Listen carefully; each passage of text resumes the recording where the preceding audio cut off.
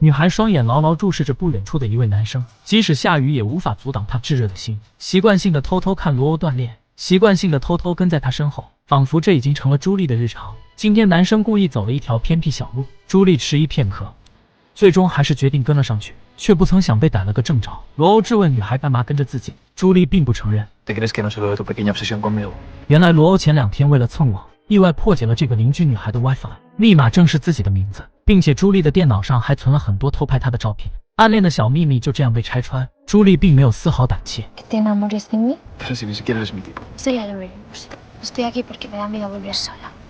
可她还没走多远便停了下来，她让男生送她回家。罗欧弯腰捡起书包向她走去，亲密的距离让朱莉连连后退，手指轻轻划过肌肤，勾住项链。他将女孩拉向自己，荷尔蒙的气息让朱莉内心小鹿乱撞。罗欧假意要吻她，却在女孩主动的时候坏笑躲开。这招完美的欲擒故纵，更是牢牢抓住了女孩的心。朱莉一回到家就故意把 WiFi 拔掉，但内心却早已沦陷至极。看着手机里男生的视频，嘴角都不自觉地上扬45度，却不曾想半夜熟睡时，男生居然翻窗来到她的房间。她起初还以为家里进贼了，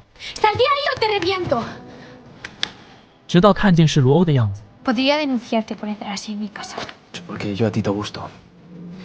这句话属实让朱莉无言以对。罗欧缓缓走向女孩，随后屈身而下，轻轻地托起她的手。他的动作好像要对女孩做点什么。面对男神对她如此的挑逗，朱莉渐渐有点把持不住。当她意乱情迷陶醉其中时，却发现罗欧已经跳窗而去，只留下渐渐的一句 Good night。第2天，朱莉正在做兼职工作，男生又渐渐地出现在面前，邀请她参加自己晚上的 party， 作为蹭她 WiFi 的补偿。看着男生又拽又贱的样子，朱莉暗自咬牙，和闺蜜商量着整治他的对策。晚上，女孩故意打扮的性感妩媚，站在男生面前，将他推倒在椅子上，随后一副装作很陶醉的样子。看罗欧把持不住的时候抽身脱离，他以其人之道还治其人之身，留下男生呆呆地坐在原地。Party 过后，罗欧的弟弟因醉酒不敢回家，作为邻居，朱莉无奈将他带回了自己卧室。这时，罗欧竟又翻窗来到女孩房间，检查弟弟相安无事后，他走向窗边。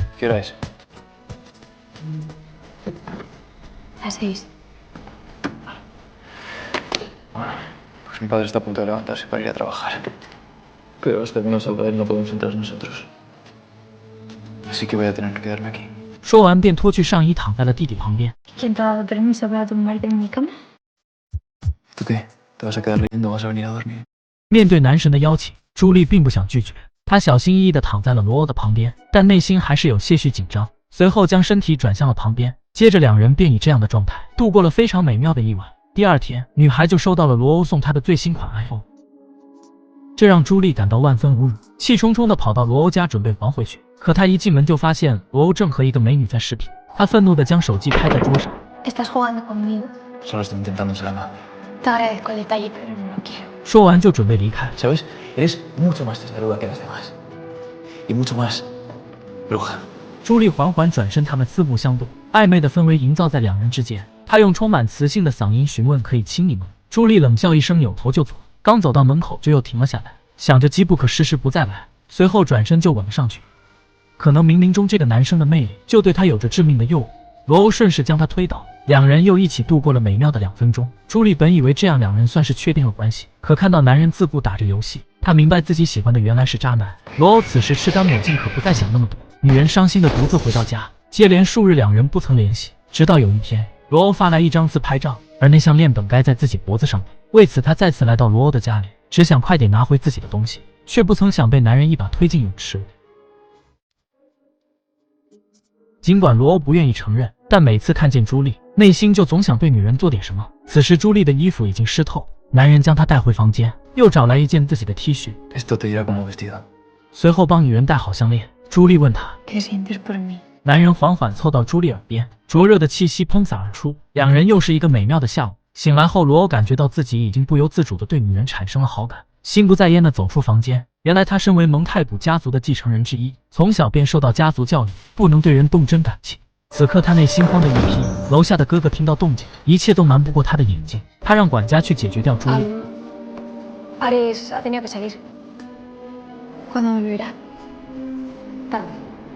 朱莉终于被伤透了心，默默决定与他划清界限。2人都没有再联系彼此。本打算借闺蜜走出情伤，可不巧在这场 party 上，她再次看见罗欧，他正与性感辣妹有说有笑。朱莉满脸说不出的悲伤。男闺蜜见状邀请她一起放松，两人在舞池中央疯狂的扭动着。罗欧和辣妹不为所动的在亲吻，这让女人内心更是疼痛难忍，甚至半夜为此借酒消愁来驱赶悲伤。此时的罗欧虽表面装的啥事没有，实则内心早已动情至深。Yo a su casa, ¿vale? ¿Cómo? ¿No quieres que suba? Me gustaría subir. Lo siento. 他尝试破解朱莉的 WiFi， 却发现密码已经不再是他的名字，这让他很是不爽，随即就编辑短信发给女人。朱莉醒来后拿起手机，看着男人的消息，压根儿就不想再搭理他，这让久等消息的罗欧坐不住了。他开始想方设法出现在朱莉视线中。足球比赛进球后，罗欧当众露出印着朱莉名字的 T 恤，女人却对他早已死心，宿醉醒来后就已经决定与他划清界限。可罗欧却开始对他穷追不舍，苦苦祈求着朱莉能原谅他之前的无知，甚至半夜偷偷坐在女人旁边哭诉心声。原来他的父母感情并不和谐，所以父亲就一直教育他不要对女人动真感情，这让罗欧一直不敢直视自己的真心。所以在遇到朱莉时，他才会下意识的想逃避。El amor no se hace débiles.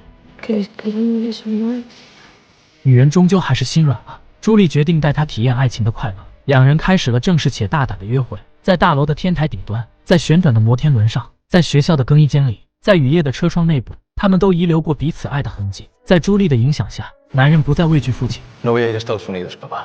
他想学医，不想被父亲安排出国，因此和父亲撕破脸，不能再依靠家里的他，来到朱莉的快餐店打工。但他哥哥却不小心发现了罗欧的工作服，站在餐厅外，看着弟弟和朱莉依偎在一起的样子，想着如何让他认清现实。他让罗欧带着朱莉参加家族宴会，男人将朱莉介绍给父母。 Mamá, papá, esta es Raquel, mi novia. 可朱莉不仅没得到尊重，反而被嘲讽一般。此时哥哥抬手给服务员打招呼，并说这儿的服务真一般。朱莉不敢相信来的竟是自己的母亲，她顿时明白这是罗欧一家对自己的羞辱，随即准备离开，却又被撞倒在地。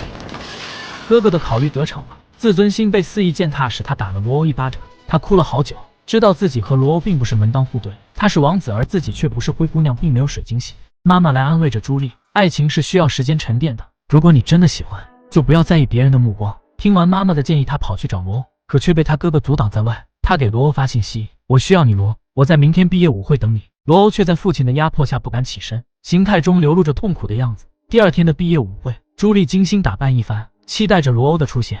此时罗欧奔跑在街道上，他要去找朱莉解释，他感觉这是他们最后的机会。好不容易赶到舞会，却被朱莉的男闺蜜拦住去路。她的一番话也让罗欧感到痛心，带着男闺蜜来到游泳馆，让他教训自己，算是为朱莉出口气，却不曾想不小心掉进了泳池，一旁的绿水也在不断的流出，男闺蜜却匆忙离开。殊不知罗欧从小就对氯气过敏，他挣扎着想要起身，却不慎跌入水中，绿水很快让他呼吸急促，陷入昏迷。当朱莉找到罗欧的时候，他已经没有了意识。人们都说爱情闻起来像玫瑰，但其实爱情是氯气的味道，是医院和恐惧的味道。Y aún así no puedo olvidar todo lo que hemos vivido juntos hasta aquí. Cada momento, cada rincón, todas las ventanas. Despiértate y déjame sentirte otra vez entre mis brazos, acariciar tu piel, besar tus labios. Me has dado bruja. ¿Vale? Te quiero, Raquel. 两人的爱情也动摇了罗欧父母的态度，他们不再反对两人交往。罗欧也获得了学医的机会。在送他去求学的路上，罗欧向朱莉坦白 Rompí mi wifi a propósito para poder hablar contigo. ¿Qué?